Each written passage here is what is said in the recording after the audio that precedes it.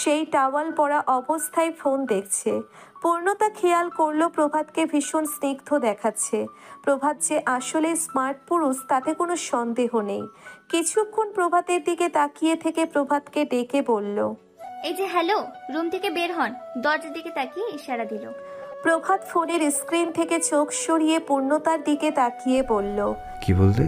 কাছে আসবো? একা একা শাওয়ার করতে চাও না? আমাকে সাথে নিতে চাও?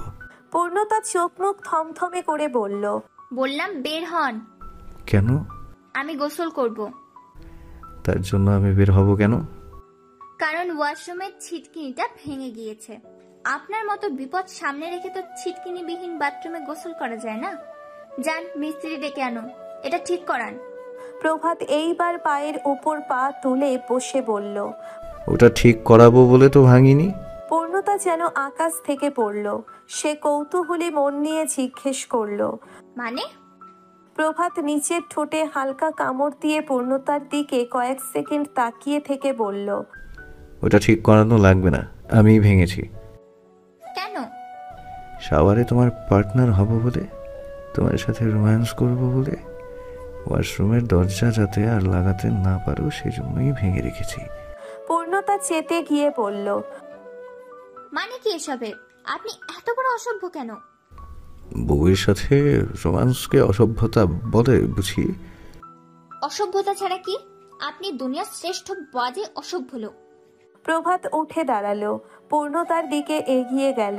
পূর্ণতার কপাল থেকে নাক বরাবর অনামিকা আঙ্গুল নামিয়ে এনে কণ্ঠ খাদে নামিয়ে বলল, বিয়ের আগে তো ছোট ছোট পোশাক পরবে বলে অশান্তি করতে, এখন নিজের বরের সামনে ঘোমটা দিয়ে থাকো কেন? পূর্ণতা প্রভাতের আঙ্গুল ধরে সরিয়ে দিয়ে বলল, কারণ আপনার নজর ভালো না, তাই। প্রভাত এইবার পূর্ণতাকে নিজের সাথে চেপে ধরে বলল, আজ একটা নাইট ড্রেস পরো তো বেবি গার্ল, ওয়েদারও রোমান্টিক। তা না হলে কিছুই পরার দরকার নেই। এখন তো জোর করছি না, ছোট পোশাক পরা যাবে না, এখন পরা যাবে, সব পরা যাবে। এমন সময় জামেলা হুট করে প্রভাত আর পূর্ণতার রুমে প্রবেশ করলো। জামেলা সব সময় খুব জোরে কথা বলে। জামেলা জোরে বলে উঠল, ছি ছি ছি, কি কাণ্ড এসব! প্রভাত পূর্ণতাকে ছেড়ে দিল। পূর্ণতা জামেলার দিকে তাকিয়ে এক সেকেন্ডও দেরি না করে ওয়াশরুমে প্রবেশ করলো। প্রভাত জামেলার দিকে তাকিয়ে বলল, কেবলই বউকে জড়িয়ে ধরেছি অমনি তুমি হাজির। জামেলা বলল, তোমাকে এখনই নিচে ডাকছে তোমার বাবা। যাচ্ছি, তার আগে তুমি এই রুম থেকে বের হও। কেন? কারণ তুমি পূর্ণতাকে বাজে কথা বলবে, পূর্ণতার মন খারাপ হবে আর আমার মেজাজ ভীষণ বিগড়ে যাবে, আর তোমার সাথে খারাপ ব্যবহার হয়ে যাবে। জামেলা প্রভাতের রুম থেকে বের হতে হতে বলল, পূর্ণতা আমার দাদু ভাইকে বশীকরণ করেছে। প্রভাত ট্রাউজার আর গেঞ্জি পরে নিচে নামলো। নিচে নেমে ডাইনিংয়ে অনাকাঙ্ক্ষিত একটি ঘটনা দেখল। শর্ট প্যান্ট পরা আর চিকন ফিতার গেঞ্জি পরা একজন ধবধবে সাদা নারী তাদের ডাইনিংয়ে বসে আছে। প্রভাত নিচে নামতে এসে প্রভাতের দিকে মোহনীয় কণ্ঠে তাকিয়ে রইল। ওয়াশেলের দিকে তাকিয়ে বলল, ডিল ফাইনাল। প্রভাত কিছু বুঝে উঠতে পারল না। তখনই রাজনের নাম্বার থেকে ফোন এলো। প্রভাত ফোন রিসিভ করতেই রাজন বলল, প্রভাত ভাই, আপনাদের জয়নাবের দেহ নদীতে পাওয়া গিয়েছে। তার মাথা ছিল না দেহের সাথে, তবে এলাকার মানুষ তার গড়ন দেখে চিহ্নিত করেছে যে এটাই জয়নাব। প্রভাত রাজনের ফোন কেটে বলল, আমি দেখা করছি আপনার সাথে। প্রভাত ফোন পকেটে ঢুকিয়ে সাথে অর্ধনগ্ন মেয়েটির দিকে তাকিয়ে রইল। অর্ধনগ্ন সাদা চামড়ার একজন মধ্যবয়সী নারী কামুক দৃষ্টিতে তাকিয়ে আছে প্রভাতের দিকে। নিজের স্পর্শকাতর জায়গাগুলো বিভিন্ন অঙ্গভঙ্গিতে প্রদর্শন করছে প্রভাতের দিকে তাকিয়ে। প্রভাত বিচক্ষণ ছেলে। মহিলাটির ভাবভঙ্গি বুঝতে বেশি সময় লাগলো না। মহিলাটির দিকে একবার তাকিয়েছিল মাত্র, তারপর আর একবারও তাকায়নি। সে কঠিন মেজাজের সাথে ওয়াজেদ আর ওয়াসেলের দিকে তাকালো। মেজাজ স্থির রেখে এগিয়ে গেল ওয়াজেদ আর ওয়াসেলের দিকে, যেন চোখ দিয়েই গিলে খেয়ে ফেলবে বাপ আর চাচাকে। প্রভাত ওয়াজেদ আর ওয়াসেলের কাছাকাছি এগিয়ে যেতেই মহিলাটি উঠে দাঁড়ালো। সে প্রভাতের কাঁধে রেখে বলল, you are so hot baby. Prabhat মহিলাটির হাত সরিয়ে দিয়ে কয়েকটি বিশ্রী গালি দিল ওয়াজেদ আর ওয়াসেলের দিকে তাকিয়ে। এত জঘন্য গালি যে প্রভাত জানে তা ওয়াজেদ আর ওয়াসেলের জানা ছিল না। মহিলাটা প্রভাতের গালি শুনে বুঝে উঠতে পারল না গালি প্রভাত কাকে দিল। মহিলাটি গালি শুনে প্রভাতের প্রতি বিরক্তি আসার পরিবর্তে আরো মুগ্ধ হলো। তার কামুক দৃষ্টি আরো বেড়ে গেল। কামুক হাসি হেসে প্রভাতের দিকে তাকিয়ে বলল, নটি বয়।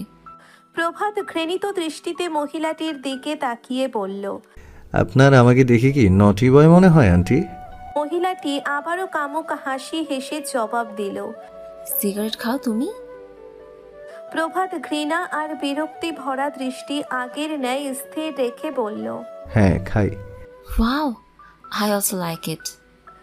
প্রভাত বিরক্তিতে ভ্রুকুচকে আবার প্রশ্ন করল, আপনার কথা আমি কিছুই বুঝলাম না। সিগারেট খাওয়া, গালি জানা, রাগী তেজি ছেলে, এগুলোই আমার উইকনেস। তোমাকে আমার দারুণ লেগেছে। তোমাকে দেখেই তোমার বাবার সাথে বিজনেস ডিল ফাইনাল করলাম। আমি আমার পণ্য পাই বা না পাই, ডিল ফাইনাল করে যাব। পুরো টাকা অ্যাডভান্স করে যাব। আমার শুধু তোমাকে লাগবে। বলেই প্রভাতের দিকে হাত বাড়ালো মহিলাটি। প্রভাত এবার সরাসরি জঘন্য একটা গালি মহিলাটিকে দিয়ে বলল, সর পতিতা। ওয়াসেল প্রভাতের দিকে তাকিয়ে বলল, প্রভাত, উনি আমাদের বিজনেস পার্টনার মিস অ্যানি, আমাদের দেশেরই, তবে বিদেশ থাকেন। কিছুদিনের জন্য বাংলাদেশে ঘুরতে এসেছেন। প্রভাত ওয়াসেলের দিকে এগিয়ে গেল। ওয়াসেলের মুখের উপর গিয়ে ফিসফিস করে বলল, বিজনেস পার্টনার নাকি দুই ভাই এর বেড পার্টনার? ওয়াসেল চোখের মণিদয় ঘোরালো। ওয়াজিদ আর মিস এনির দিকে তাকিয়ে বলল, ছেলে হয়ে বাপকে এসব বলছো? তুমি তো বাপ হয়ে ছেলের দেহ বিক্রি করে বিজনেস করতে চাইছো। এখন তো দেখছি ছেলে হয়েও রক্ষা নেই। মেয়ে হলে তো তুমি রেগুলার ভারী আমার জন্য কাস্টমার খুঁজে আনতে। এই ছেলে বিয়ের পরে একেবারে নির্লজ্জ হয়ে গিয়েছে, বাপকে যা খুশি তাই বলছে। প্রভাত বিরক্ত চোখে ওয়াসেলের দিকে তাকিয়ে বলল, তোমাদের এসব বিজনেস ডিলের মধ্যে আমাকে কেন ডেকেছো জানতে পারি? আমি আমার বউয়ের সাথে যখন থাকবো কখনো আমাকে ডাকবে না। ওয়াজিদ একটা কাশি দিয়ে ফিসফিস করে বলল, প্রভাত, মিস এনির সাথে ডিলটা আমাদের হয়ে গেলে আমাদের গত মাসের লসটা পুষিয়ে যাবে। অ্যাডভান্স টাকা পেলে এই টাকা দিয়ে কম দামে বেশি করে পণ্য কিনে রাখতে পারবো, পরে বেশি দামে বিক্রি করে লস পোষাতে পারবো। মিস এনির টাকার অভাব নেই, ওনাকে খুশি করতে পারলে ডিলটা ফাইনাল। প্রভাত বুকে হাত বেঁধে সোজা হয়ে দাঁড়ালো। ওয়াজিদের দিকে তীক্ষ্ণ দৃষ্টি ফেলে বলল, ওনাকে কিভাবে খুশি করতে হবে? ওয়াজিদ প্রভাতের আরো একটু কাছে এগিয়ে এসে বলল, মিস এনি দীর্ঘদিন বিদেশে থেকেছেন, বাংলাদেশে একজন বেড পার্টনার খুঁজছেন। আমরা কয়েকজনকে দেখিয়েছি, কিন্তু তুমি বাড়িতে প্রবেশ করতে ওনার তোমাকেই পছন্দ হয়েছে। উনি গেস্ট হাউসে 7 দিন থাকবেন। তুমি যদি একটু 7 দিন সময় দিতে তাহলে ডিলটা ফাইনাল হয়ে যেত। প্রভাত কয়েক সেকেন্ড নিশ্চুপ রইল। ওয়াজিদের দিকে ভালোভাবে তাকিয়ে দেখে বলল, তাহলে এই 7 দিন আপনার মেয়েকে সময় দিবে কে চাচা? কেন, পুষ্প আছে, তার মা কাকি আছে।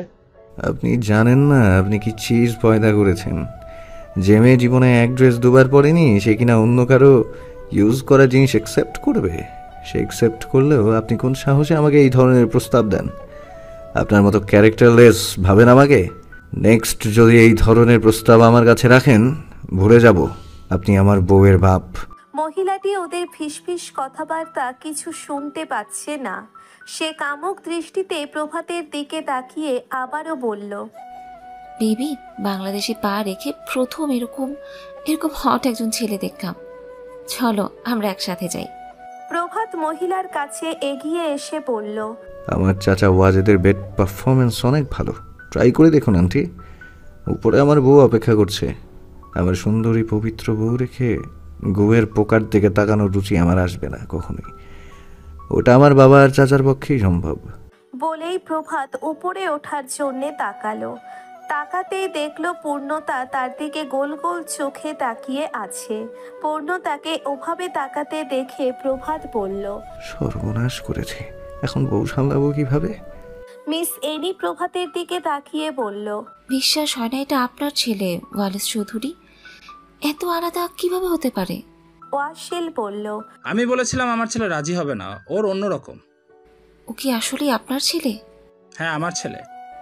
আমি গেস্ট হাউসে যাচ্ছি, প্রয়োজনে টাকা বাড়িয়ে দেব, তাও ওর সাথে আমি থাকতে চাই। বলেই এনি গেস্ট হাউসে চলে গেল। ওয়াজিদ বলল, ভাই কি বিপদে পড়লাম।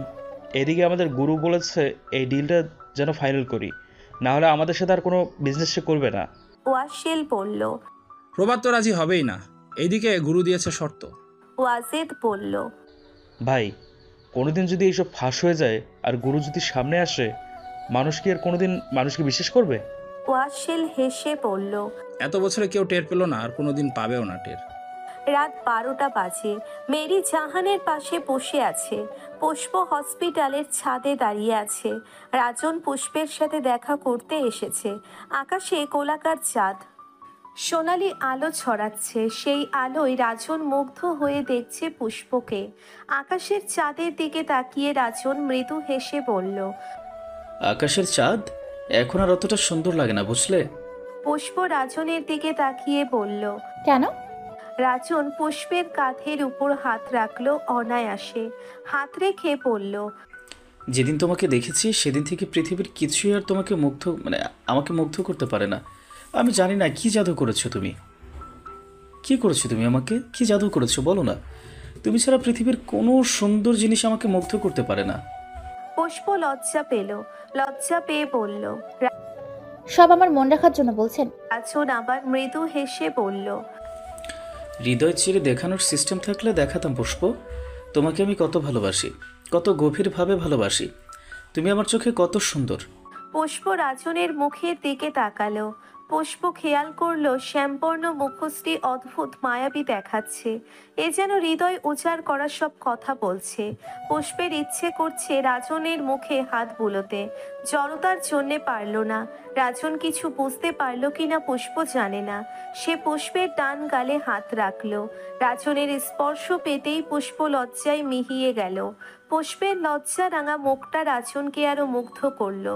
সে পুষ্পের চিবুক ধরে মুখ উঁচু করলো। খুব আলতো পরশে পুষ্পের কপালে ঠোঁট ছুঁয়ে চুমু এঁকে দিয়ে বলল। জীবনে প্রথম কোনো নারীকে ভালোবাসার চিহ্ন এঁকে দিলাম। জীবন থেকে মৃত্যু পর্যন্ত এই নারীর সাথে যেন কাটাতে পারি। পুষ্প লজ্জায় রাজনকে ধাক্কা মেরে ছাদ থেকে নামতে গেল। রাজন পুষ্পের হাত টেনে ধরে বলল, আমার কাছে আর কিছুক্ষণ থাকো। আম্মু খুঁজবে। খুঁজুক। সত্যি বকা দিবে পরে। আমার জন্য না হয় একটু বকা শুনলে। পরে আর দেখা করতে পারবো না। শীঘ্রই আমার ঘরে নিয়ে যাব তোমাকে। কেউ আর বকবে না, শুধু এই খুনিকে ধরি একবার। পুষ্প এইবার জয়নাবের প্রসঙ্গটা তুলে বলল। আমি ভাবতে পারছি না জয়নাব আন্টি আর নেই। সজল ভাই, জয়নাব আন্টি এদের সাথে কি এমন করবে? রাজন চিন্তিত হয়ে বলল। চাকরি জীবনে এমন ঘটনা আগে দেখিনি, তবে আমি ওর শেষ দেখে ছাড়ব। পুষ্প আচমকা রাজনকে জড়িয়ে ধরল। জড়িয়ে ধরে বলল, আমার খুব ভয় করছে, আপনাকে নিয়ে চিন্তা হচ্ছে। ওই খুনি তো বুঝে গিয়েছে আপনি ওদের ধরার জন্য চেষ্টা করছেন। যদি কিছু করে আপনার। পুষ্পের এই জড়িয়ে ধরা, চিন্তা, কেয়ার করা রাজনকে প্রশান্তি দিল। কেউ ভালোবাসলে হৃদয়ে এত প্রশান্তি লাগে রাজন তা প্রথম অনুভব করলো। নারীর ভালোবাসায় কেন পুরুষ পাগল হয় রাজন তা হাড়ে হাড়ে টের পেল। পুষ্প ছাড়া জীবনের আর এক পাও চলা সম্ভব নয়। হঠাৎ দুশ্চিন্তায় মুখ শুকিয়ে এলো রাজনের। সে চিন্তিত কণ্ঠে বলল, আচ্ছা পুষ্প, আমার পরিচয় যদি খারাপ হয় আমাকে কি মেনে নেবে তুমি? পুষ্প রাজনকে আরো একটু শক্ত করে জড়িয়ে ধরে বলল, আমার আপনি হলেই চলবে, আর কোনো পরিচয় লাগবে না অফিসার। ভালোবাসি আপনাকে, শুধু আপনাকে বিয়ে করে আপনার বউ বানিয়ে নিন আপনি। রাজন পুষ্পের মাথায় হাত বুলিয়ে বলল, অনেক সহজ সরল মানুষ তুমি পুষ্প। আকাশে এক ফালি পূর্ণিমার চাঁদ নরম আলো ছড়াচ্ছে ধরণীতে। আকাশ জুড়ে লক্ষ লক্ষ তারার মেলা মিটিমিটি জ্বলছে। মাঝে মাঝে সাদা তোলার ন্যায় শুভ্র রঙা মেঘ ভেসে বেড়াচ্ছে। রাজন ছাদের রেলিংয়ে হেলান দিয়ে আকাশ পানে তাকিয়ে সেই দৃশ্য গভীর দৃষ্টি নিক্ষেপণ করে দেখছে। গভীর ধ্যানে মগ্ন রাজন। আকাশের বুক থেকে চাঁদ ছিটকে পড়লে কি সে আর আলো ছড়াতে পারবে? চাঁদের কি নিজস্ব সৌন্দর্য থাকবে? চাঁদের নিশ্চয়ই মৃত্যু হবে। তাহলে তার আকাশ থেকে যদি পুষ্প খসে পড়ে যায় তাহলে কি পুষ্প বাঁচবে? এই সহজ সরল মেয়েটাকে কি মিথ্যা বলা পাপ হচ্ছে? সত্য বললে কি মেয়েটা তাকে ভালোবাসতো? এই মেয়েটার ভালোবাসার লোক রাজনকে মিথ্যা বলতে বাধ্য করেছে। দুশ্চিন্তায় বারে বারে মাথায় তুলে হাত বুলোচ্ছে রাজন। পুষ্প দূরে গেলেই অশান্তি লাগে তার। তার গায়ের এই শ্যামবর্ণ রং হওয়া সত্ত্বেও পুষ্পের মতো সুন্দর মেয়ে তাকে অ্যাকসেপ্ট করেছে। তার মানে মেয়েটা সরল। রাজনের ভেতরে তীব্র অশান্তি হচ্ছে। এই অশান্তি থেকে বাঁচতে কি করবে বুঝতে পারছে না। ফোনের স্ক্রিনে পুষ্পের ছবি দেওয়া। ফোনের পাওয়ার বাটন চেপে আলো জ্বালিয়ে পুষ্পের ছবিটা দেখলো। প্যান্টের পকেটে ছোট্ট একটা ধারালো ছুরি রাখা। রাজন ছুরিটা বের করে বুকের বাপাশে ছোট্ট করে পুষ্পের নামটা শিখলো। ছোট্ট করে পুষ্পের নামটা লিখলো। রাজনের কাছে এসব ছিল পৃথিবীর থার্ড ক্লাস কাজ, কিন্তু হৃদয়ের ভিতরের যন্ত্রণা থেকে বাঁচতে বাহ্যিক যন্ত্রণার প্রয়োজন ছিল। যার জন্যে ভেতরে যন্ত্রণা হচ্ছে তার জন্যেই বাইরের যন্ত্রণা সৃষ্টি করলো। পুষ্প কি আদেও জানবে তার অজান্তে রাজন তাকে কত ভালোবেসেছিল? বিগত কয়েকদিন রাজন হসপিটালে আছে। সেদিন হসপিটালে একটা কাটা মাথার লাশ এসেছে। এটার তদন্ত করতেই হসপিটালে আসা। চেষ্টা করেও রাজন কোনো ক্লু পাচ্ছে না। এতটা নির্দয় আর হৃদয়হীন মানুষ এই পৃথিবীতে এখনো আছে। এত নির্মমভাবে একটা মানুষের গলা থেকে মাথা আলাদা করে ফেলে। সেই কুখ্যাত মানুষটা কে? তার চেহারা কেমন? রাজনের শুধু একবার তাকে দেখার ইচ্ছে। এত বড় জঘন্য অপরাধীর চেহারা কি সত্যি মানুষের মতো দেখতে? এরা কেমন হয় দেখতে? রাজন শুধু অপেক্ষায় আছে এই নিকৃষ্ট চেহারাটা দেখার জন্য। জানালার গ্রিল ধরে দাঁড়িয়ে আছে পূর্ণতা বাহির পানে চেয়ে। সবুজ গাছের মাথার উপর দিয়ে উকি দিচ্ছে পূর্ণিমার গোলাকার চাঁদ। সেই চাঁদের সোনালি আলো জানালা দিয়ে প্রবেশ করে পূর্ণতার শরীরে মেখে দিচ্ছে আদর। পূর্ণতা মনে তাকিয়ে আছে বাহিরে। কি যেন ভাবছে গভীর ধ্যানে মগ্ন হয়ে। মনের মাঝে উকি দিচ্ছে হাজারো প্রশ্ন। তার বাবা চাচারা আসলে কিসের বিজনেস করে? প্রায় গেস্ট হাউসে কারা আসে? ওরা কিসের ডিল করে? আলাদাভাবে আবার গেস্ট হাউস কেন? ওখানে একটা বিশেষ রুম আছে। সে রুমে তালাবদ্ধ থাকে। মাঝে মধ্যেই তার বাবা বলে আজ গুরু এসেছিলেন। এই গুরু কে? সে তার ইচ্ছে মতো আসে, কাউকে বলে আসে না। তার ইচ্ছে মতো আসে। তার রুমের তালা পাসওয়ার্ড ছাড়া খোলে না। হাজার বার পূর্ণতার মনে এসব প্রশ্ন এসেছে, কিন্তু কাউকে বলতে পারেনি। ভাবতে বোধ হলো পূর্ণতা। মাত্রই শাওয়ার নিয়েছে ও। সোনালি রঙের ভেজা চুলগুলো পিঠের উপর ছেড়ে দেওয়া। পরনে কালো রঙের থ্রি পিস। ভেজা চুলে জামার পিছনের অংশ ভিজে একাকার হয়ে টুপটাপ বৃষ্টির ফোঁটার ন্যায় ফ্লোরে পড়ছে। পূর্ণতার সেদিকে কোনো খেয়াল নেই। আনমনে নিজের বাবা চাচাকে ছেড়ে মায়ের কথা ভেবে চলেছে। সে গোসল করে এসেই কাপড়টা ওয়াশরুমে রেখে দিত। ওর আব্বু রেগুলার কাপড় ধুয়ে শুকিয়ে আবার ভাঁজ করে রেখে যেত। ভেজা চুলে টাওয়াল দিয়ে মুছে দিত। ভাত মাখিয়ে খাবার গালে তুলে দিত।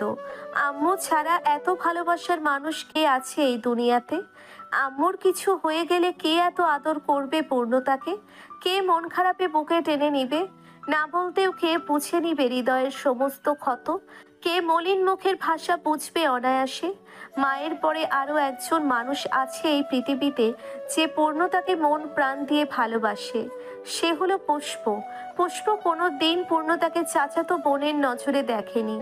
পূর্ণতার সমস্ত পছন্দের জিনিস পুষ্প নিজ হাতে কিনে এনে দেয়। পুষ্প বাইরে গেলে নিজের জন্য কিছু না কিনলেও পূর্ণের জন্য কিনবেই। পুষ্প মেয়েটা একদম আলাদা। নিজের কোনো বাড়তি চাওয়া পাওয়া নেই, কোনো লাভ নেই। সরল মনের মেয়েটা সারা জীবন জাহানার পূর্ণের খেয়াল রেখে জীবন কাটিয়ে দিল। পূর্ণতা ভাবছে পুষ্প আপুরও এক সময় বিয়ে হয়ে যাবে। কে তখন দেখে শুনে রাখবে? আম্মু আর পুষ্প জীবন থেকে হারিয়ে গেলে সে বাঁচবে কিভাবে? এই দুজন মানুষ ছাড়া জীবন অনেক কঠিন তার জন্য। এমন সময় আচমকা পূর্ণতার ঘাড় শিরশির করে উঠল। পৌরুষালী দুটো শক্ত হাত পূর্ণতার কোমরের দুদিক দিয়ে নেমে কোমর জড়িয়ে ধরল। খোঁচা খোঁচা দাড়ির সংস্পর্শে শিউরে উঠল ঘাড়। মানুষটার নীরব উপস্থিতিতে পূর্ণতা টের পেল এই মানুষটা আর কেউ না, প্রভাত চৌধুরী। পূর্ণতা কোনো কথা বলল না। প্রভাতের স্পর্শ কেন যেন ভালো লাগতে শুরু করেছে। দিন যাচ্ছে আর প্রভাতের প্রতি ভুল ধারণাগুলো কমতে শুরু করেছে। প্রভাত পূর্ণতার ঘাড়ে থুতনি রেখে উষ্ণ নিঃশ্বাস ছেড়ে বলল, পূর্ণিমার চাঁদ আজ আমার ঘরে। মানুষ বলে চাঁদে কলঙ্ক থাকে, কই আমার চাঁদে তো কোনো কলঙ্ক নেই। বলেই পূর্ণতার ঘাড়ে ওষ্ঠ ডুবালো। সর্বাঙ্গ ঝাঁকিয়ে কেঁপে উঠল পূর্ণতা। শরীর কেমন দুর্বল হয়ে এলো। অনুভূতির শিহরণ বইছে দেহ মনে। খাদে নেমে আসা কণ্ঠে বলল, কলঙ্ক ছাড়া কখনো চাঁদ হওয়া যায় না চৌধুরী সাহেব। প্রভাত মাদক ভরা কণ্ঠে কিঞ্চিত হাসল। নেশালো কণ্ঠে বলল, তুমি ঠিকই বলেছ, কলঙ্ক ছাড়া চাঁদের সৌন্দর্য বড্ড বেমানান। আমার চাঁদেরও কলঙ্ক আছে। পূর্ণতা খাদে নেমে আসা লাজুক কণ্ঠে জবাব দিল, কি কলঙ্ক? প্রভাত পূর্ণতাকে নিচের দিকে ঘুরালো। পূর্ণতা তীর তীর করে কাঁপছে। সেই কম্পনে ওর ওষ্ঠ দুটো কাঁপছে। চোখে মুখে লাজুকতায় ভয়াবহ সুন্দরী দেখাচ্ছে পূর্ণতাকে। সদ্য শাওয়ার নেওয়া ভেজা এলোমেলো চুলে পূর্ণতাকে যেন মাদকের মতো নেশালো দেখাচ্ছে প্রভাতের চোখে। সে পূর্ণতার আরো কাছাকাছি গেল। পূর্ণতার কপালের সাথে নিজের কপাল মেশালো। উষ্ণ কণ্ঠে ফিসফিস করে বলল, তোমার কলঙ্ক আমি। তুমি আমার হৃদয় আকাশের জ্বলে ওঠা চাঁদ, প্রভাত চৌধুরীর জীবনের ব্যক্তিগত চাঁদ, যে চাঁদের আলো প্রভাত চৌধুরী ছাড়া আর কেউ মাখতে পারবে না, যে চাঁদকে কারণে অকারণে আমি ছাড়া কেউ স্পর্শ করতে পারবে না। সেই চাঁদের কলঙ্ক আমি ছাড়া আর কে হবে পূর্ণ?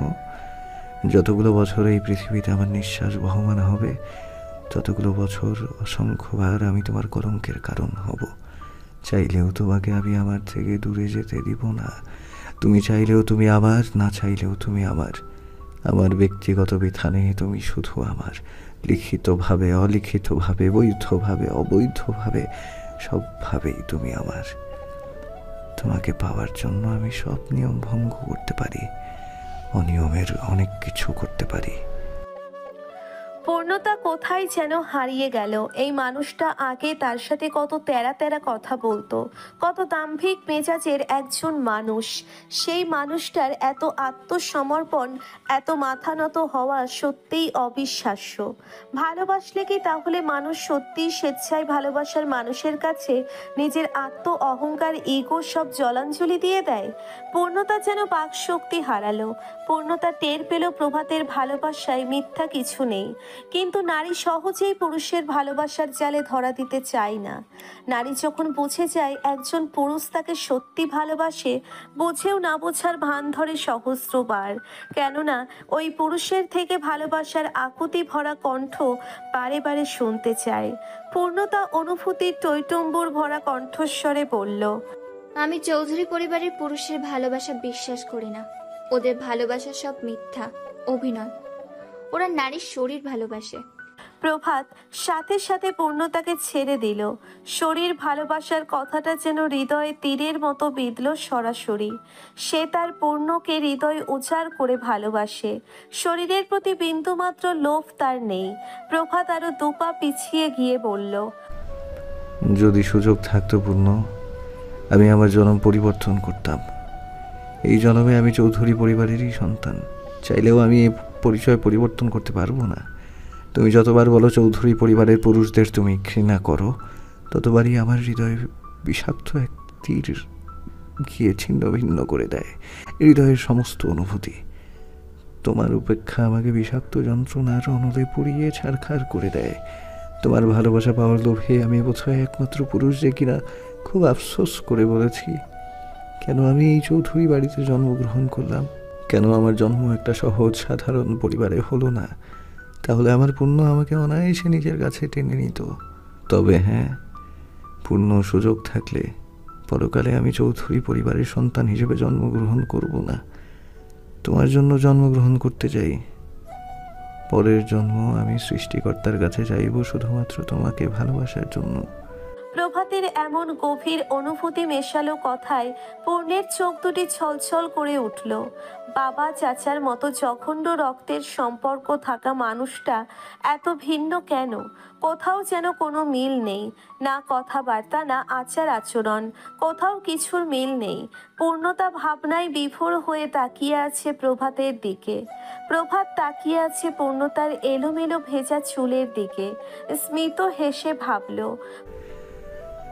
আমার বউটা একদমই ছোট বাচ্চা, এখনো নিজের ভেজা চুলটা পর্যন্ত মুছতে পারে না। প্রভাত ব্যালকনির দিকে উকি দিল। সে গোসল করে টাওয়াল নেড়ে দিয়েছিল। ব্যালকনি থেকে টাওয়াল এনে পূর্ণতার পিছনে দাঁড়ালো। পূর্ণতা বুঝে ওঠার আগেই প্রভাত টাওয়াল দিয়ে পূর্ণতার চুলগুলো সুন্দরভাবে মুছিয়ে দিচ্ছে। পূর্ণতা এবার সবচেয়ে বেশি অবাক হলো। প্রভাত তার চুলের পানি মুছে দিচ্ছে। পূর্ণতা ধীরতা ভরা কণ্ঠে বলল, কি করছেন এসব? প্রভাত হালকা হেসে জবাব দিল, চুলের পানিতে পেছনের জামা ভিজে গিয়েছে, ঠান্ডা লেগে যাবে না ভেজা চুলে ভেজা কাপড়ে থাকতে? লাগলে সমস্যা কি? আমি থাকতে আমার বউয়ের ঠান্ডা লাগবে কেন? কতদিন চুল মুছে দেবেন? আমি কিন্তু আর একদিনও ভেজা চুল মুছবো না।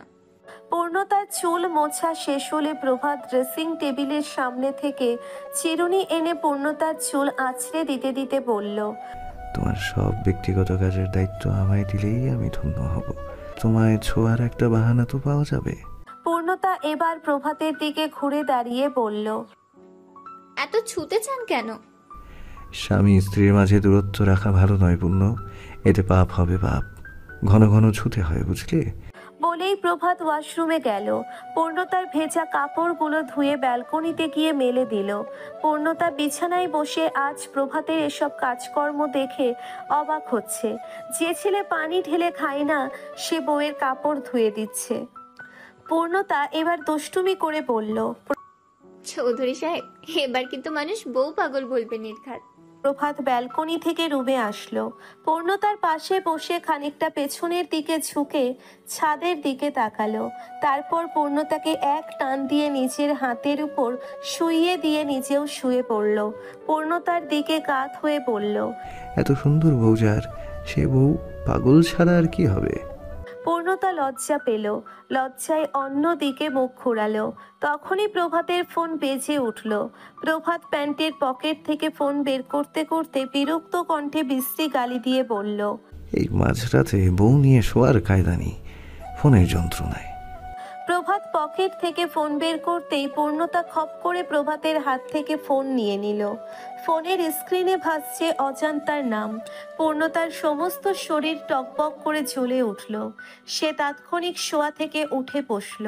পূর্ণতার মুখের থমথমে অবস্থা দেখে প্রভাত বিড়বিড় করে বলল, আমার রোমান্টিক মুহূর্তে আগুন দিতে এখন শাড়ি ফোন দিয়েছে আল্লাহ জানে। বউয়ের মুখ থমথমে, নিশ্চয়ই কোনো মহিলার ফোন। প্রভাত উঠে বসল। কিছুটা ভয় পাচ্ছে পূর্ণতাকে। প্রভাত ফোনের দিকে উকি দিয়ে বলল, কে ফোন দিয়েছে? তোমার মুড চেঞ্জ হলো কেন? পূর্ণতা অগ্নি চোখে প্রভাতের দিকে তাকিয়ে বলল, আপনার ভালোবাসার অজন্তা। প্রভাত শান্ত কণ্ঠে বলল। ভালো বন্ধু। পূর্ণতা ফোন ওয়ালের সাথে আছাড় মেরে বলল, নিচে এক উলঙ্গ মহিলা ডেকে নিয়ে গেল। ঘরে এলেই অজন্তা কল দেয়, তাও মাঝরাতে। লজ্জা করে না বউ রেখে এসব করতে? প্রভাত তার দুই কান ধরে পূর্ণতার সামনে মাথা নত করে বলল। আজ থেকে আমার ফোনে আর কোনো মেয়ের ফোন আসবে না। পূর্ণতা ফ্লোরে নেমে ওর আদরের বিড়ালটা কোলে নিয়ে বিছানায় শুয়ে পড়ল। Don't disturb me. আপনার বান্ধবীর যতদিন না বিয়ে হয় আমার কাছেও আসবেন না। প্রভাত মাথা চুলকাতে চুলকাতে বলল, এ আবার কেমন শর্ত? বান্ধবীর বিয়ে না হলে কাছে যাওয়া যাবে না? এই শর্তের কোনো নড়চড় হবে না। সবই বুঝলাম, তাই বলে বর রেখে বিড়াল জড়িয়ে ধরে ঘুমাবা? বিড়ালের প্রতি হিংসা হচ্ছে।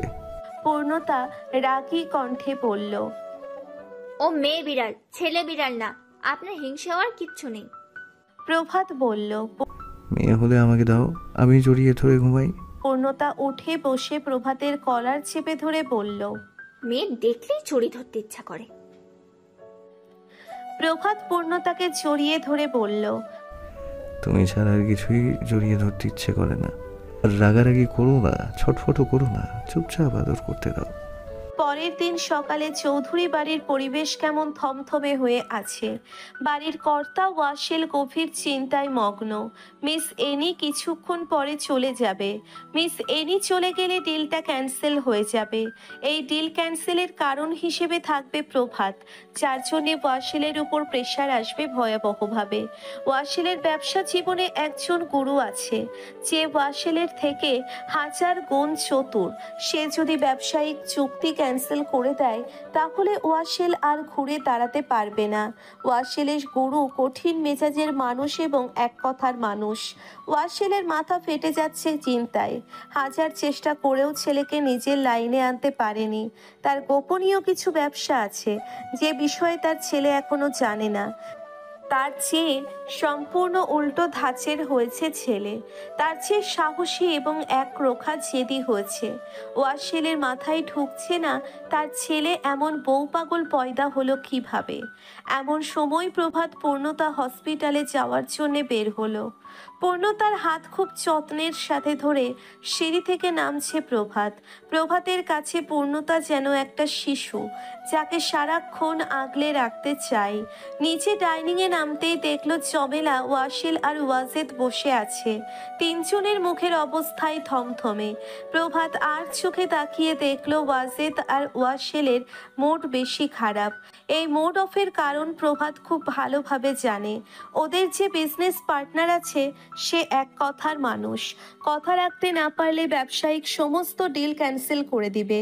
এর ফলাফল স্বরূপ ওয়াজেদ এবং ওয়াসিলকে পথে বসতে হবে।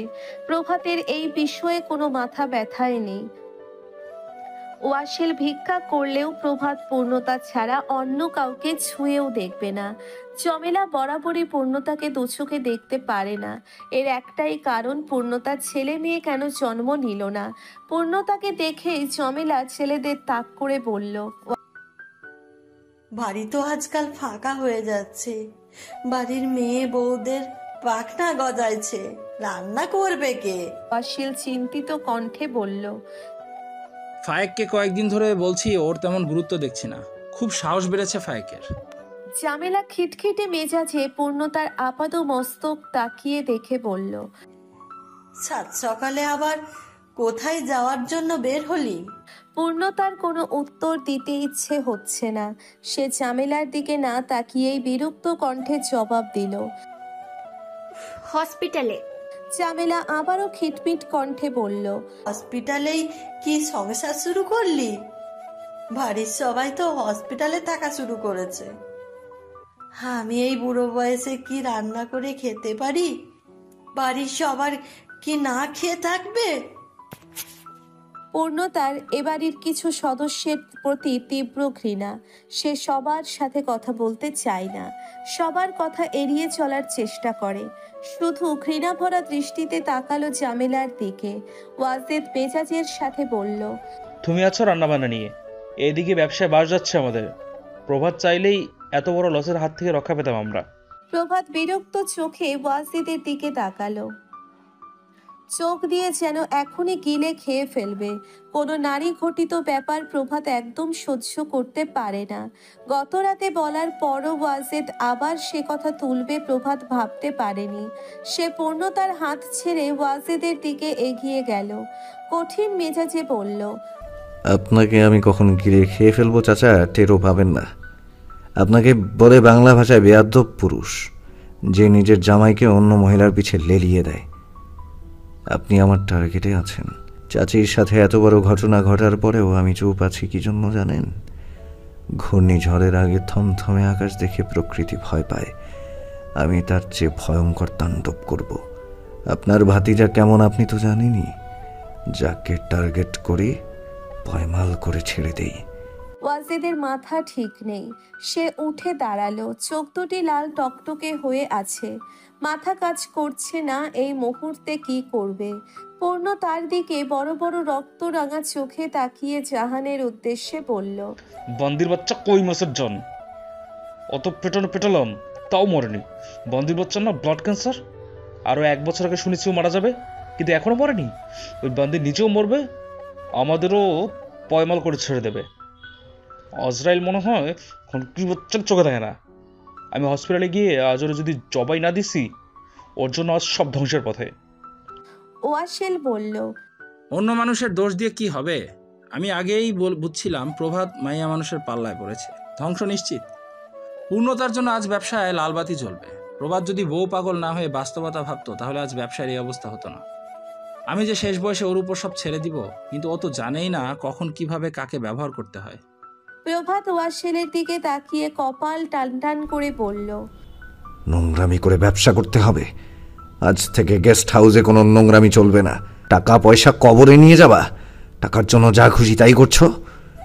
আজকের পর গেস্ট হাউসে কোনো নোংরামি চললে আমার যে খারাপ কেউ হবে না। ওয়াজেদ বলল। ওই বন্দি যদি প্রভাতকে কেঁদে কেঁদে না বলতো ও অসুস্থ মরে যাবে, প্রভাত যেন পূর্ণতাকে বিয়ে করে, তাহলে কি প্রভাত জোর করে হলেও পূর্ণতাকে বিয়ে করতো? হ্যাঁ, শুধুমাত্র জাহানকে দেওয়া কথা রাখতেই প্রভাত পূর্ণতাকে বিয়ে করেছে। এমন তো না প্রভাত প্রেমে পড়ে বা ভালোবেসে বিয়ে করেছে। সব কিছুর দায়ী ওই বান্দির। প্রভাত পূর্ণতার দিকে তাকিয়ে চোখ ফিরিয়ে ওয়াসেলের দিকে নিক্ষেপ করলো। চাপা কণ্ঠে বলল, আমি যদি ভালো না বাসতাম, কার সাধ্যি ছিল আমাকে জোর করে বিয়ে দেবে? আমি ভালোবেসে বিয়েটা করেছি। আমি ভালোবাসি পূর্ণকে। ওদিকে কি কথা হচ্ছে পূর্ণতার সেদিকে খেয়াল নেই। সর্বাঙ্গ কাঁপছে, তার মাথা চক্কর দিয়ে উঠল, চোখ টলমলো করে উঠল পানিতে। তার মায়ের ব্লাড ক্যান্সার, আর সে এতদিন ধরে কিছুই জানতো না। এই জন্যে তার মা এত অসুস্থ হয়। সমস্ত পৃথিবী যেন অন্ধকার লাগছে পূর্ণতার কাছে। দুই কানে শুধু বাজছে ওয়াজেদের কথা। তার মায়ের আরো 1 বছর আগে মারা যাবার কথা ছিল। তার মানে তার মায়ের সময় ফুরিয়ে এসেছে। বুক ফেটে কান্না উপচে আসছে পূর্ণতার। এখনই ছুটে গিয়ে নিজের মাকে জড়িয়ে ধরে রাখতে ইচ্ছে করছে মাকে খুব শক্তভাবে জড়িয়ে ধরতে। তার মা যেন তার জীবন থেকে হারিয়ে না যায়। কত স্বপ্ন ছিল একদিন সুখ কুড়িয়ে এনে মায়ের পায়ে রাখবে, মা খুশিতে হাসবে, সেই দৃশ্য দেখবে। মায়ের জীবনে সুখ আসার আগেই সময় ফুরিয়ে গেল। পূর্ণতা কেঁদেই যাচ্ছে বিভিন্ন চিন্তা করে। পূর্ণতার কান্নার শব্দ প্রভাতের কানে গেল। প্রভাত দেখল পূর্ণতা ফুপিয়ে কাঁদছে। প্রভাতের সর্বাঙ্গ রাতে তিরতির করে কাঁপছে। সে ওয়াজেদ আর ওয়াসেলের দিকে তাকিয়ে শক্ত চোয়ালে বলল, পূর্ণতাকে কিছু বললে পুরো ব্যবসায় আগুন লাগিয়ে দিব। পূর্ণতা একদিকে, সমস্ত পৃথিবী আরেক দিকে। Mind it. ওর চোখের পানির কারণ যে হবে তাকেই দুনিয়ার বাইরে পাঠিয়ে দেব। এতে আমার যে পাপ হবে। পূর্ণতার হাসি মুখের জন্য সহস্র খুন করতেও হাত কাঁপবে না আমার। পৃথিবীর সবচেয়ে বাজে অনুভূতির মধ্য দিয়ে যাচ্ছে পূর্ণতা, কিন্তু এই বাজে অনুভূতির মাঝেও প্রভাতের তার প্রতি কঠিন ভালোবাসা পূর্ণতাকে মুগ্ধ করলো। তার মায়ের মতোই কেউ তাকে ভালোবাসে। এই ভালোবাসা কতটুকু সত্য পূর্ণতা জানে না, তবুও কেন যেন তার অদ্ভুত এক অনুভূতি হলো। প্রভাতের কথার জন্যে পূর্ণতার সাহস পেল। সে আজ ঘৃণা ভরা চোখে ওয়াজেদের দিকে তাকালো। ওয়াজেদের মুখোমুখি গিয়ে এক দলা থুথু ওয়াজেদের মুখে ছুঁড়ে দিল। জীবনে প্রথমবার পূর্ণতা এতটা সাহসিকতার পরিচয় দিল। এই সাহসের নাম প্রভাত। সে বুঝে গিয়েছে প্রভাত পাশে থাকলে সে সর্বদা জিতে যাবে। পূর্ণতা এক দলা থুথু ছুঁড়ে বলল, তোকে বাপ বলতে ঘৃণা হয় আমার, এই জন্য তোর সাথে কথা বলি না আমি। আমার আম্মুর জীবনটা তুই নষ্ট করেছিস। মানুষ একদিন মরে, আর তুই আমার আম্মুকে রেগুলার মৃত্যুর স্বাদ দিয়েছিস। আমার অসুস্থ আম্মুকে অমানুষের মতো মেরেছিস। আমার আম্মুর কিছু হলে তোকে খুন করব আমি। মাথায় রাখিস, জানোয়ার চরিত্রহীন। ওয়াজেদের মাথায় যেন আকাশ ভেঙে পড়ল। পূর্ণতা এত সাহস কিভাবে পেল? ওয়াজেদের কিছু বলতে যাবে তখনই প্রভাত বলল, চাচা, ও আপনার মেয়ে না, প্রভাত চৌধুরীর বউ। তেজ একটু বেশিই থাকবে, এটাই স্বাভাবিক। আজ থুতু খেয়েছেন, পরের দিন জনসম্মুখে নিয়ে জুতা দিবে। ওয়াজেদ ওয়াসেলের দিকে তাকিয়ে হা করে রইল। তার মুখের জবান যেন বন্ধ হয়ে গেল। ওয়াসেল কিছু বলতে যাবে তখনই ফাইকের কণ্ঠস্বর শোনা গেল। ফাইক মাছ নিয়ে এসে ডাকাডাকি করছে। ওয়াজেদ উঠে গেল। ফাইক মাছের ছাকা নামালো। মাছের ছাকা নামিয়ে বলল, স্যার, মাছ লইবেন না? আগের বাকি টেহা গুলান দিলে উপকার হইতো। ওয়াসেল মাছের ঝাঁকার দিকে তাকিয়ে দেখলো আজ বেশি ভালো মাছ নেই। ওয়াসেল গম্ভীর কণ্ঠে বলল, কি মাছ এসব? আমার বাড়ি গেস্ট এসেছে, বলছিলাম না ভালো মাছ আনবি। ফায়েক বোকা শোকা মানুষ, সে বোকা হেসে বলল, স্যার, আজকের মাছগুলান আমার ছেলে নিয়ে গেছে। একটা মাত্র ছেলে তো, ওই খাইতে চাইলো তো না কম যায় না। ওয়াসেল ফায়েকের মুখে লাথি মেরে বলল, তোর ছেলে বড় হয়ে গেল আমার চেয়ে। আমার গেস্টকে মাছ খাওয়াতে চেয়েছিলাম, মাছ না এনে ছেলেকে দিয়েছিস। কতদিন ধরে বলছি একটা কাজের মেয়ে খুঁজে দে, সেদিকেও খেয়াল নেই তোর। ফায়েকের বোকা সরল মুখটা কালো হয়ে গেল, চোখ দিয়ে পানি ছেড়ে বলল, পৃথিবীর সব বাপের কাছেই তার সন্তান বড়। আপনারা যদি আর মাছ নাও নেন তাই আমার আপত্তি নাই। আমার ছেলের উপরে আর কিছু নেই আমার স্যার। আপনাকেও কামের মানুষ খুঁজে এনেছি। প্রভাত দূর থেকে দৃশ্যটা দেখেছে, হৃদয়টা কেঁদে উঠেছে প্রভাতের। দরিদ্র মানুষটাকে এমন আঘাত করেছে যা প্রভাতের হৃদয়ে গিয়ে লাগলো। প্রভাত কঠিন মেজাজ নিয়ে এগিয়ে গেল, ফায়েকের দিকে হাত বাড়িয়ে বলল, চাচা উঠুন। ফায়েক খুব সরলভাবে জিজ্ঞেস করলো। প্রভাত ওয়াসেলের দিকে তাকিয়ে বলল, ওনাকেও একটা লাথি দিন আপনি। ফায়েকের গাল একদম হাঁ হয়ে গেল প্রভাতের কথা শুনে। ওয়াসেল চৌধুরীর দিকে তাকানোই যেখানে দুঃসাহসিকতার কাজ, সেখানে লাথি। প্রভাত এটা কি বলল? ফায়েকের মুখভঙ্গি দেখে প্রভাত বুঝেই প্রশ্ন করল। অবাক হচ্ছেন কেন? দিন লাথি। ওয়াসেল বলল। তোমার কি মাথা একদম খারাপ হয়েছে? প্রভাত বলল, তোমাদের টাইট দিতে আমাকে এইসব রাস্তাই বেছে নিতে হবে। কাজটা ঠিক করনি। ফায়েক চাচার গায়ে হাত তুলে। ফায়েক ঝামেলা দেখে বলল, কেন? আমি আর মাছ ধরবো না। আমার ছেলে প্রতিদিন রাগারাগি করে, তাই ভাবছি এ কাম আমি আর করব না। আপনাদের নতুন কামের মানুষ আমি জেলে পাড়া থেকে খুঁজে এনেছি। ওর নাম পূজা। ফায়েকের কঙ্কাল শরীর, জীর্ণ দশা অবস্থা। ওয়াসেল আঘাত করাতেই শরীরের দুর্বলতা প্রকাশ পেয়েছে। সে কাঁপছে, চোখ দিয়ে পানি নির্গত হচ্ছে, দেখতেই অসহায় লাগছে। দারিদ্রতার সাথে সংগ্রাম করে বেঁচে আছে তা শরীরের দিকে তাকালেই বোঝা যায়। শীত নেই, গরম নেই, মেঘ নেই, তুফান নেই, তার মাঝে পানিতে ভিজে জীবন কাটিয়ে দিল শুধু মাছ ধরে ধরে। জীবনে ভোগ বলে কিছুই করতে পারেনি। চৌধুরীদের সব কথা মাথা পেতে মেনে নিচ্ছে বছরের পর বছর, শুধুমাত্র মাছের বিনিময়ে পাওনা টাকার চেয়ে একটু বেশি টাকা পাবে তাই। ওয়াসেল এর আগেও অনেকবার খারাপ ব্যবহার করেছে, তবে গায়ে হাত তোলেনি। আজ তুলেছে।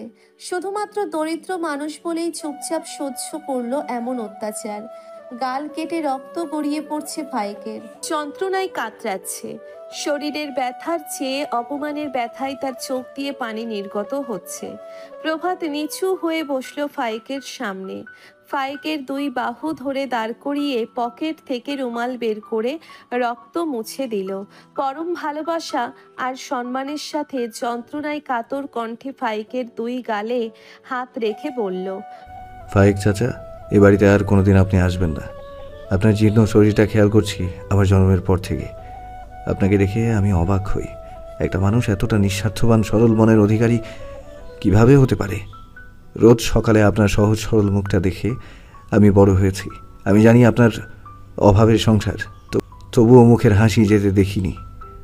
10 কিলোমিটার রাস্তা রোজ সকালে হেঁটে আপনি মাছ নিয়ে আসেন, আর টাকা বাঁচাতে কোনো দিনও ভ্যান গাড়িতে চড়েননি। আমি চিংড়ি পছন্দ করি বলে কোনো দিন নদীর ভালো চিংড়িটা নিজের ছেলেকে খাওয়াননি। এত কষ্ট করে হেঁটে কেন আপনি মাছ নিয়ে আসেন? আজ থেকে অন্য জায়গায় বিক্রি করবেন, আপনার বাড়ির আশেপাশের বাজারে বিক্রি করবেন। ফায়েক প্রভাতের কথা শুনে চোখের পানি ছেড়ে দিল।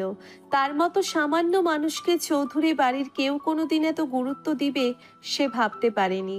ফায়েকের চোখের পানি দেখে প্রভাত বলল, প্লিজ কাঁদবেন না চাচা। আপনার না একটা ছেলে আছে, যদিও আমি তাকে চিনি না, সে কেমন তা জানি না। আপনার এত কষ্টের মূল্য সে কোনোদিনও দিতে পারবে কিনা জানি না। সে যদি নাও দেয়, আমি আপনার ছেলে হয়ে আপনাকে দেখবো সারা জীবন। ফায়েক নিজেকে কন্ট্রোল করতে পারছে না। প্রভাত ভালো সে জানে, এতটা ভালো সে জানতো না। ফায়েক অশ্রু মিশ্রিত চোখে তাকিয়ে আছে প্রভাতের দিকে। প্রভাত আবারও বলল, কাজের যে মেয়েটিকে আপনি নিয়ে এসেছেন নিয়ে যান। ওরা অমানুষ, ওদের জন্য যত যা করেন না কেন ওরা কৃতজ্ঞতা প্রকাশ করবে না। আপনাকে আর কোনোদিনও মাছ নিয়ে আসতে হবে না চাচা। আমি মাস শেষে আপনাকে টাকা পাঠাবো, সেই টাকায় আপনি চলবেন।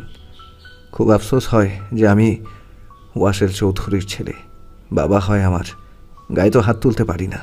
তাই আপনাকে বলেছিলাম আপনি গায়ে হাত তুলুন। আপনাকে কিছু বললে আমি দেখে নিতাম। ওয়াসেল আর ওয়াজেদ চৌধুরী যে অন্যায়গুলো করে, সারাদিন জনসম্মুখে নিয়ে কুত্তা পেটানোর মতো পেটালে ওষুধ হবে না। ওয়াসেল চৌধুরীর মতো ধনী কেউ নয়। আপনার মতো একজন দরিদ্র জেলে যদি আমার বাবা হতো, আমি গর্বের সাথে বলতাম আপনি আমার বাবা। বিশ্বাস করুন চাচা, আমি ওয়াসেল চৌধুরীর পরিচয় কোথাও গিয়ে দেই না। ওদের ব্যবসা বাণিজ্য কিছুর সাথে আমি জড়িত নই। ওরা আমাকে ওদের ব্যবসার হাল ধরতে বলে, কিন্তু আমি ধরি না।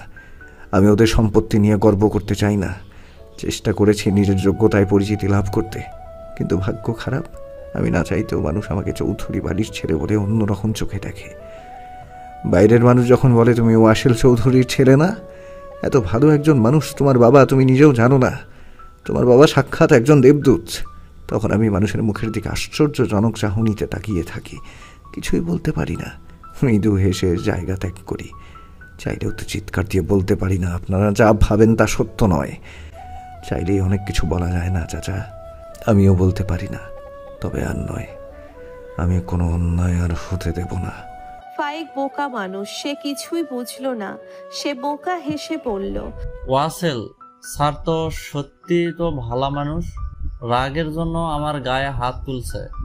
অনেক সময় এসব হয়ে যায়, কিন্তু এরা তো সত্যই স্যার মানুষের সাহায্য করে। প্রভাত ফাইকের সরলতা দেখে মলিন হেসে বলল, যান চাচা, আপনি চলে যান। ফাইক বাইরে গেল। মিনিট দুয়েকের মাঝে একটা মেয়ের হাত ধরে চৌধুরী বাড়িতে পদার্পণ করলো। দূর থেকে পূর্ণতা দেখলো তার চেয়ে কম বয়সী একটা মেয়ে। কেউ কিছু বলার আগে ফাইক বলল, প্রভাত বাবা, ওর নাম হইল পূজা, আমাগো জেলে পাড়ার গণেশ দাদার মেয়ে। স্যার আমাকে কইছিল একটা কামের বিড়ি খুঁজতে, গণেশ দাদারে কয়ে বলে রাজি করিয়ে এনেছি। আপনারা ওরে মাস শেষে যা দিবেন ও তাতেই খুশি। ওয়াসেল প্রভাতের কাছে আজ চরম অপমানিত হয়ে চুপ আছে। প্রভাতের উদ্দেশ্যে বলল, আমি গেস্ট হাউসে যাচ্ছি, মেয়েটির সাথে কথাবার্তা বলে ঠিক করো সব। আমি আর এসব বিষয়ে থাকছি না। ওয়াসেলের সাথে ওয়াজেদও চলে গেল। পূর্ণতা প্রভাতের কাছাকাছি এসে দাঁড়ালো। প্রভাত মেয়েটির দিকে তাকিয়ে বলল, কি নাম তোমার? পূজা স্যার। প্রভাত একটু শক্তপোক্ত কণ্ঠে বলল, আমাকে ভাইয়া বা দাদা ডাকতে পারো, কিন্তু স্যার ডাকবে না। পূজা লাজুক হেসে বলল, আচ্ছা দাদা। পূজার চোখে মুখে কেমন লাজুক পানা হাসি। দুই হাতের মধ্যে ওড়নার মুড়ো নিয়ে কচলাচ্ছে আর হালকা দুলছে। পূজার মনের মধ্যে ভালো লাগছে। জেলে পাড়ার দরিদ্র পরিবারের একটা মেয়ে এত বড় রাজপ্রাসাদে ঢুকেই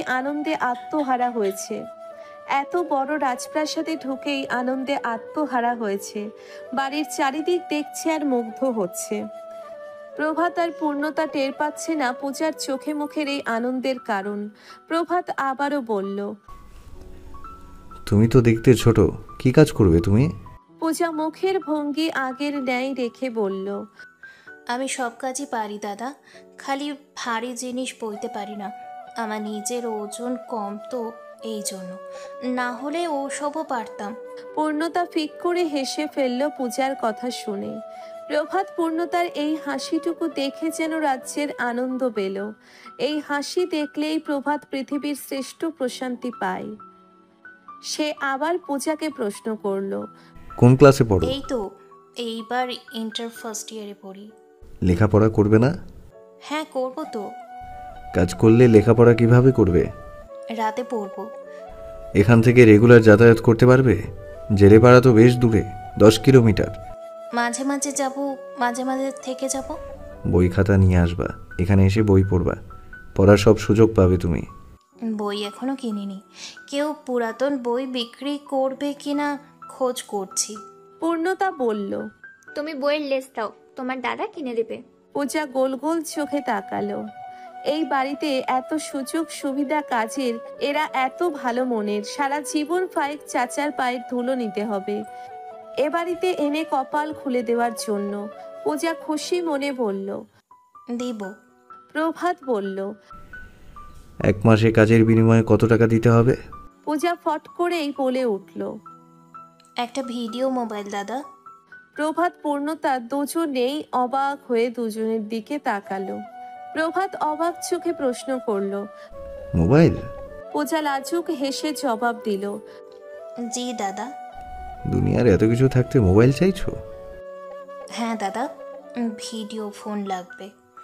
তার মানে প্রতি মাসে তোমাকে মোবাইল দিতে হবে? না, একটা মোবাইল দেওয়ার পর তার পরের মাস থেকে এমনি কেনা টাকা দিলেই হবে, আর কিছু লাগবে না। প্রভাত ভ্রুকুচকে জিজ্ঞেস করলো। মোবাইলের প্রতি এর এত আগ্রহ কেন? পূজা আবারও লাজুক হেসে জবাব দিল। দিদিকে বলবানি, আপনাকে বলতে পারবো না। প্রভাত অবাক হয়ে পূর্ণতার দিকে তাকালো। কি এমন কথা যা পূর্ণতাকে ছাড়া বলা যাবে না?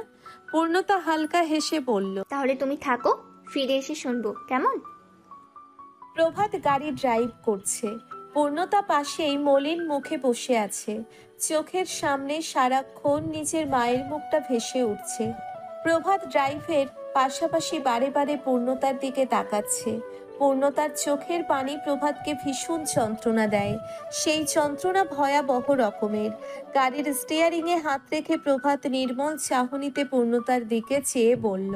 পূর্ণ, তোমার চোখের পানি আমার কাছে বিষক্রিয়ার মতো লাগে। যেন বিষাক্ত কোনো বিষ আমি পান করছি, যেন বিষাক্ত কোনো বিষ আমি পান করেছি। সেই বিষক্রিয়ার জন্য ভেতরটা পুড়ে ছারখার হয়ে যাচ্ছে। পূর্ণতা কোনো উত্তর দিল না। সে মলিন মুখে ধ্যান হয়ে সামনের দিকে তাকিয়ে আছে। পূর্ণতার নিশ্চুপ থাকা প্রভাতকে আরো পোড়াচ্ছে। প্রভাত আবারও বলল। আমার অপূর্ণ জীবনের পূর্ণতা কখনোই তুমি ছাড়া পেতাম না। জীবনের সব অপূর্ণতা মুছে দিয়েই তোমার আগমন আমার জীবনে। তুমি সামান্যতম কষ্ট পেলে আমার কি হয়ে যায় তোমাকে বোঝাতে পারবো না। আচ্ছা, হৃদয়ের অনুভূতি দেখানোর মতো কোনো ব্যবস্থা নেই? তাহলে তোমাকে দেখাতাম তোমার কষ্ট আমাকে কিভাবে দংশন করে। পূর্ণতা দীর্ঘশ্বাস ছেড়ে প্রভাতের দিকে তাকালো। চোখের পানি মুছলো, কান্না মিশ্রিত কণ্ঠে বলল। আপনি জানতেন আমার আম্মুর ব্লাড ক্যান্সার?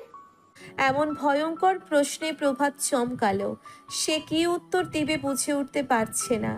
এমন সিচুয়েশনে কি উত্তর দেওয়া যায় তাও বুঝে উঠতে পারছে না। পূর্ণতা আবারও জিজ্ঞেস করলো। আপনি জানতেন? প্রভাত মৃদু কণ্ঠে জবাব দিল। পূর্ণতা খানিকটা চিৎকার দিয়ে কেঁদে উঠে বলল। তাহলে কেন বলেননি? কেন বলেননি আমাকে? এত বড় ভয়ঙ্কর এক সত্য কেন লুকালেন?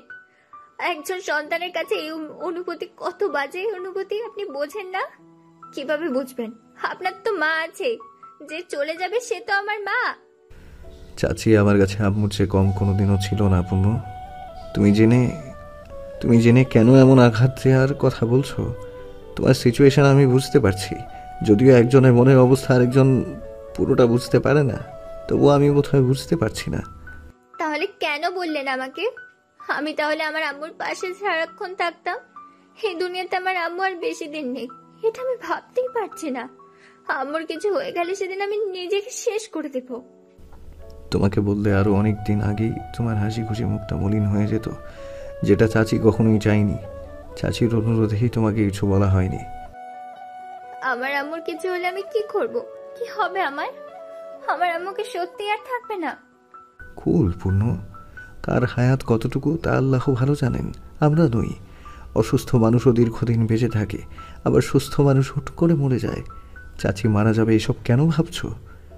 ভাবতে বাধ্য হচ্ছে। আমার আম্মু মরে যাবে বলে আম্মুর অনুরোধে আমাকে দয়া করে বিয়ে করেছেন, তাই না প্রভাত চৌধুরী? নাহলে আপনার মতো ছেলে তো আমাকে কোনোদিন জোর করে বিয়ে করতো না। দয়া করেছেন আমাকে, তাই না? আমার মৃত্যু পথযাত্রী মায়ের শেষ ইচ্ছা পূরণ করেছেন। জীবনে কখনো ভাবেনি কেউ দয়া দেখিয়ে বিয়ে করবে। প্রভাত হঠাৎ ব্রেক চাপলো, তাতে একটা ঝাঁকি হলো। হঠাৎ এভাবে ব্রেক চাপাতে পূর্ণতার বুকের মাঝে ধুকপুক করে উঠল। সে কৌতূহলী হয়ে জিজ্ঞেস করলো। কি হলো? চারপাশে লোকজন। প্রভাত গাড়ির সমস্ত গ্লাস নামিয়ে দিল। পূর্ণতা এবারও অবাক হলো। কৌতূহলের মাত্রা বাড়িয়ে দিয়ে প্রশ্ন করলো। কি হচ্ছে?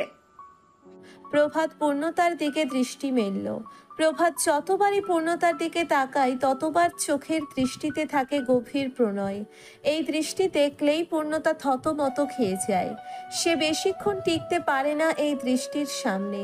কেবলই পূর্ণতার ওষ্ঠদ্বয় নড়ে উঠল। কিছু একটা বলতে যাবে তার পূর্বেই প্রভাত পূর্ণতার দিকে ঝুঁকল। পূর্ণতার কাঁধের উপর দিয়ে হাত দিয়ে নিচের বুকের সাথে চেপে ধরল আলতো পরশে। পরশটা এমন ছিল আপনা আপনি ভালোবাসা নির্গত হচ্ছিল। পূর্ণতা বুঝে উঠতে পারল না প্রভাত মাঝ রাস্তায় এমন কেন করছে। প্রভাত সুযোগ পেলেই তাকে জড়িয়ে ধরে, ভালোবাসতে চায়। তাই বলে মাঝ রাস্তায় অসভ্যতা করার মতো মানুষ তো সে নয়। এমন সময়ে প্রভাতের মসৃণ কণ্ঠস্বর ফিসফিসিয়ে পূর্ণতার কর্ণকুহরে পৌঁছল। প্রভাত আদর মাখা কোমল কণ্ঠে ফিসফিসিয়ে বলল, আমার বুকে কান রাখো, হৃদস্পন্দনের গতিবেগ কি শুনতে পাও পূর্ণ? খেয়াল করে শোনো, প্রতিটা স্পন্দন বলছে ভালোবাসি পূর্ণ, তোমাকে পৃথিবীর সমান ভালোবাসি, ইহকালেও ভালোবাসি, পরকালেও ভালোবাসি। ভালোবাসা ছাড়া কি আর অন্য কিছু আছে আমার হৃদস্পন্দনে পূর্ণ? প্রভাতের এমন আদুরে কণ্ঠ ভালোবাসার আকুলতায় পূর্ণতা ফুপিয়ে কেঁদে উঠল। প্রভাতের কেঞ্চির কলার ঘামছে ধরে বলে উঠল, সব মিথ্যা, বিশ্বাস করি না আমি কিচ্ছু। প্রভাত পূর্ণতাকে নিজের বুকের সাথে আরো একটু শক্তভাবে জড়িয়ে ধরে বলল, আমি জীবনে হয়তো প্রয়োজনে অপ্রয়োজনে অনেক মিথ্যা বলেছি, কিন্তু বিশ্বাস করো